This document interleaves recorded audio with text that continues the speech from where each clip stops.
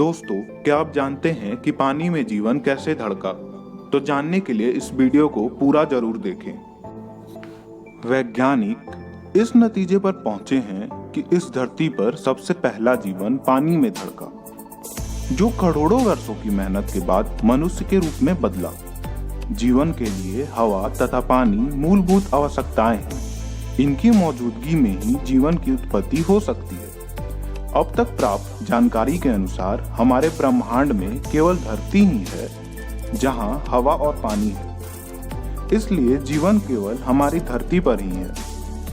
आप लोगों ने जरूर देखा होगा कि जहां पानी हो वहीं उसमें जीवन धड़कना शुरू हो जाता है। पानी में काई जम जाती है। इसी प्रकार पहली बार पानी में काई जमी होगी। इसी काई से करोड़ों वर्ष की मेहनत के कारण ही धरती पर हरे पेड़ पौधे उगे होंगे। परिवर्तन का क्रम अभी भी जारी है। सभी जीव जंतु में धीरे धीरे परिवर्तन आता रहता है। पानी में धड़का सबसे साधारण पहला जीव संसार के सभी जीवों का जन्मदाता है। पानी में प्रोटीन का होना जीवन का रास्ता खोलता है। इसी प्रोटीन से बना पहला जीव बहुत छोटा तथा केवल एक ही सेल वाला था। पानी में घूमती मछलियां इसका बहुत ही विकसित रूप है। एक सेल के अणु को मछली का रूप धारण करने में कई लाख वर्ष लग गए थे। जीवों के लिए ऑक्सीजन प्राथमिक आवश्यकता है। वह गैस उस समय केवल पानी में ही थी। पानी में जीवन धड़कने का यह भी एक मुख्य कारण है। एक अनुमान के अनुसार हमारी धरती लगभग 45,000 लाख साल पहले अस्तित्व में आई। शुरू में इस पर बहुत उथल पुथल होते थे, जिस कारण जीवन का धड़कना संभव नहीं हो सका। यह भी अंदाज लगाया जाता है कि धरती पर सबसे पहला जीवन आज से कोई 12,000 लाख वर्ष पहले धड़का। यहाँ एक सेल वाले बहुत छोटे छोटे कीटाणु थे। इसमें सुधार बहुत ही सुस्त गति से होता था। एक सेल वाले अणुओं को हड्डियां बनाने में लगभग 6,000 लाख वर्ष और लग गए। मछलियों और कछुओं में से ही कई जानवर शुष्क जगह पर आए होंगे, जो धीरे धीरे डायनासोर जैसे विकराल रूप धारण कर गया। और ऐसे जीवन आज से कोई 2,000 लाख वर्ष पूर्व वजूद में आया। समय और हालात अनुसार जीवन की बहुबानगियां इस धरती पर विचरण करने लगी। इनके रूप में सुधार आने का काम शुरू हो गया। कुछ निम्न जीव अस्तित्व में आए तथा कुछ पुराने जीव खत्म हो गए। आरंभिक काल से ही मनुष्य को अपने अस्तित्व के इतिहास के बारे में जानने की इच्छा थी। इसी कारण हमारी धार्मिक पुस्तकें तथा इतिहास में अलग अलग कहानियां लिखी गई हैं। 19वीं सदी के आरंभ में पहली बार एक फ्रांसीसी वैज्ञानिक लेमार्क ने मानव विकास के बारे में वैज्ञानिक सोच को प्रकट किया। उसने 1809 में छापी अपनी पुस्तक में लिखा कि बहुत ही साधारण जीव से लाखों वर्षों में हुए नस्ल सुधार से मानव अस्तित्व में आया। ऐसे ही विचार एक जर्मन वैज्ञानिक वुल्फ ने प्रकट किए। वुल्फ का जन्म 1733 में हुआ था। 1794 में उसकी मृत्यु हो गई।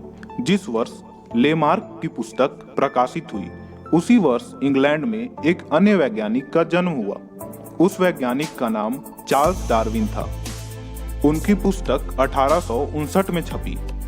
इस पुस्तक में यह सिद्ध कर दिया गया कि संसार में विचर रहे जीव जंतु तथा वनस्पति कुदरती चयन के आधार पर अस्तित्व में आए हैं। जो जीव जंतु वातावरण के इस परिवर्तन को सहन कर सके वे इस धरती पर जीवित रहे, तथा जो इस मार को सहन न कर सके उनकी मौत हो गई। वातावरण के परिवर्तन के अनुसार अपने आप को ढालने के कारण नस्लों में सुधार होते गए तथा उनके रंग रूप बदलते गए। डार्विन की पुस्तक छपने से कुछ साल पहले ही 1866 में एक और वैज्ञानिक मेंडल की पुस्तक प्रकाशित हुई, जिसने यह सिद्ध कर दिया कि नस्ल कुशी से जीवन में परिवर्तन तथा सुधार किया जा सकता है।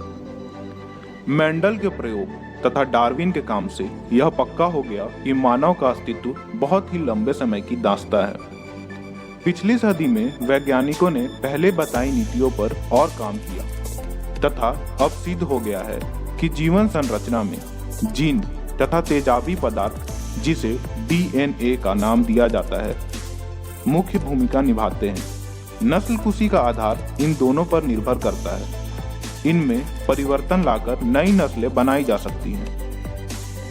3 वैज्ञानिकों को, वाटसन, क्रिक तथा विल्कन को, इस संबंध में खोज के लिए 1962 में नोबेल पुरस्कार दिया गया। यह समझा जाता है कि यह धरती कभी पानी की ही सागर थी। सागरों में कुछ ऐसे हलचल हुई कि ऊंचे ऊंचे पहाड़ अस्तित्व में आए। कुछ क्षेत्र शुष्क रह गए। वहां पानी अपने पीछे जीव जंतु और पौधे छोड़ गए। इनमें से बहुत सारे तो पानी न मिलने के कारण समाप्त हो गए, पर कुछ ऐसे भी सख्त जाने थे जिन्होंने अपने आप को आवश्यकता के अनुसार ढालने की कोशिश की। इस प्रकार जीवन पानी से बाहर आकर धरती पर विचरण करने लगा। धरती पर भी बहुत सारे मौसमी परिवर्तन आते रहे, जिन्होंने जीव जंतुओं तथा पेड़ पौधों को सुधारने में महत्वपूर्ण भूमिका निभाई। इस युग में बहुत सारी पुरानी नस्लों का अंत हो गया है। जो नस्लें जीवित हैं उनमें भी अनेकों परिवर्तन आए। डायनासोर जैसे बड़े बड़े आकार के जानवर, जिनका कभी इस धरती पर राज्य हुआ करता था, अब उनका कहीं नामो निशान नहीं है। पर अब के मुख्य जानवर जैसे घोड़ा, ऊंट, हाथी आदि किसी समय बिल्ली के आकार के हुआ करते थे। वातावरण के आवश्यकता अनुसार इनके आकार तथा क्रियाशीलता में परिवर्तन आता गया तथा फिर ये आज का स्वरूप प्राप्त कर सके। कमजोर नस्लें जो समय की मार को नहीं झेल सकती, वे खत्म होती जाती हैं। इस संसार में तो उसी का बोलबाला है जिसमें चुनौतियों का हिम्मत तथा ताकत से मुकाबला करने का सामर्थ्य है। ऐसे ही मजेदार कहानियों के लिए वीडियो को लाइक और चैनल को सब्सक्राइब जरूर करें।